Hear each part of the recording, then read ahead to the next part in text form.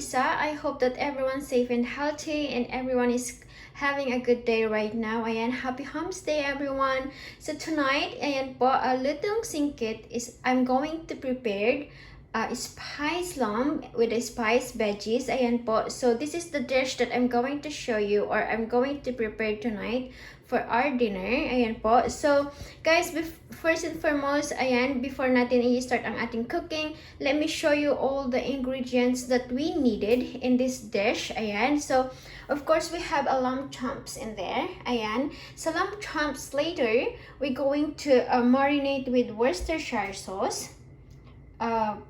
Balsamic vinegar is there, garlic and ginger crust, and of course we're going to spice with I have meat tenderizer in there, but if you don't have a meat tenderizer, you can use a baking soda.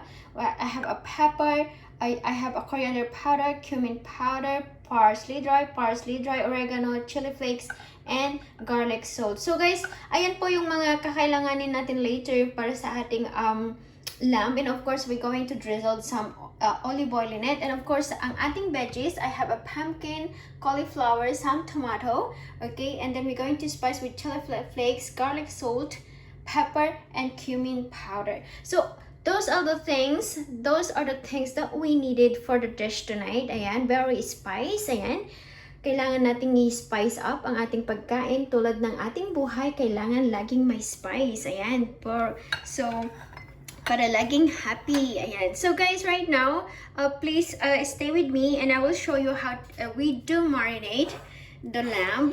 Ayan po. So we're going to put in the side the rest of the ingredients or the spice that is in front of us. So this is the lamb, yung lamb chops po natin, and of course we're going to put in the garlic, ginger. So okay, and there's the cumin powder, coriander powder, chili flakes, oregano, parsley, pepper. Ayan, nilagay po na natin lahat dyan. And of course, ilalagay na rin natin yung ating balsamic vinegar. Okay. Ang ating Worcestershire sauce. Alright. And of course, we're going to put some olive oil, not too much. Okay. Because later on, as you can see guys, there's like some fats in the lamb in there. Okay, and then now we're going to mix it. And guys, later on we're going to grill this one. Okay, it's so easy and simple, really. Go. And right now we're just going to leave this in the side, okay, to marinate and to absorb all the spice, to extract the herbs and the ginger and the garlic in there. So ayan guys, we're gonna keep this for like 30 minutes or 1 hour or so. Ayan, the longer we marinate is the better. Ayan, so we just keep this in the side and then we're gonna marinate we're going to spice the vegetable as well. Okay, so here we go. Ayan guys, ngayon naman nating i-spice ang ating pumpkin. That's the pumpkin, tomato, cherry tomato, and the cauliflower. Ayan. We put all these spices, garlic salt, chili flakes, pepper, and cumin powder. And of course, we're going to add some olive oil there. If you're roasting a veggies in the oven, you need a little bit more of oil, so the veggies won't dry. Okay, we go and make it sure that it coated properly with all the spices that we add in earlier. So ayan na guys. Okay, so of course first and foremost we're going to put the pumpkin first in the oven, because it takes time to roast or to cook. And then in halfway, we're going to add the cherry tomato and the cauliflower. So ayan guys. So right here, ayan. Ayan na po yung ating baking tray. Ilalagay po natin dyan yung ating pumpkin. Okay. There. Please join me guys. So we're going to put this in the oven. Ayan po. I put the oven on already earlier. Okay. So, ayan. So, there. Ayan. We just roast that for like 20 to 30 minutes, and then we're going to add in the cauliflower and the cherry tomatoes. So, there.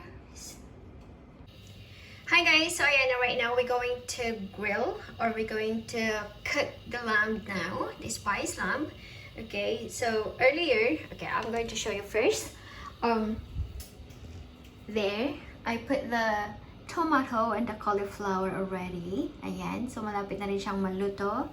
And in 5 minutes already done. So right now we're going to cook the lamb. Ayan. He's really excited. Ayan. So, we're going to spice up our food tonight. And easy lang siya. It's so easy.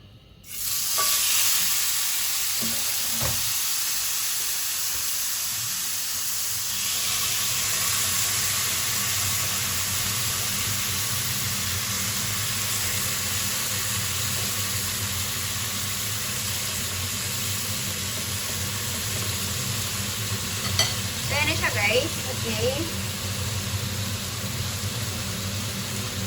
Madali lang natin siyang lutuin. It's very easy and simple. And one thing more, the long tongs that we have is that thick meat in it. So, yep.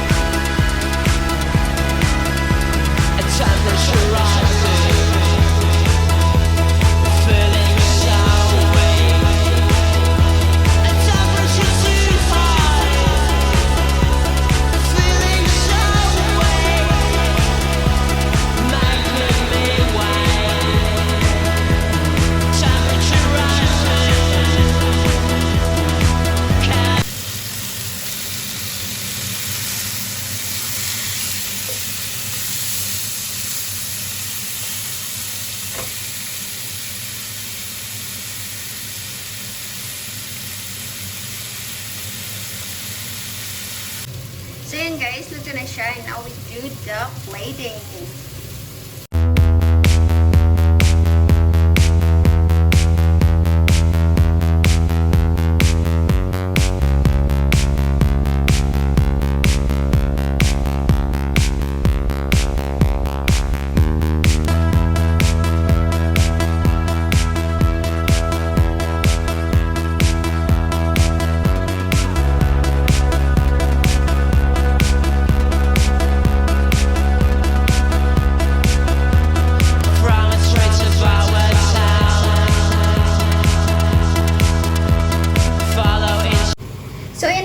Ating finished product. Ayan. I hope you guys enjoyed the whole video, and I hope you're gonna learn from it. So guys, this is a really home cooked one. As you all know, home cook is the best. Ayan. Lutong bahay is of course is the really best to eat. Ayan. Guys, maraming salamat once again. Thank you so much for all your effort and to to watch all my updates and leave a comment or likes and share in my videos. Thank you so much, guys. I'm so grateful and thankful that I have you as a friend in YT world. And as in return, guys, is my prayer is the blessings of the Lord will continually flow into your family, and His divine protection will cover you and your entire family po. So guys, please stay safe and healthy. Ayan po. And ugalin po natin kumain ng mga masustansyang pagkain. Of course, we do some exercise, walking or stretching if we have time. And of course, we need to get more sleep. Ayan. So guys, maraming salamat. Ayan, happy Humps Day again, and cheers. See you again next time. Thank you so much. God bless. Have a good night, guys. Bye-bye.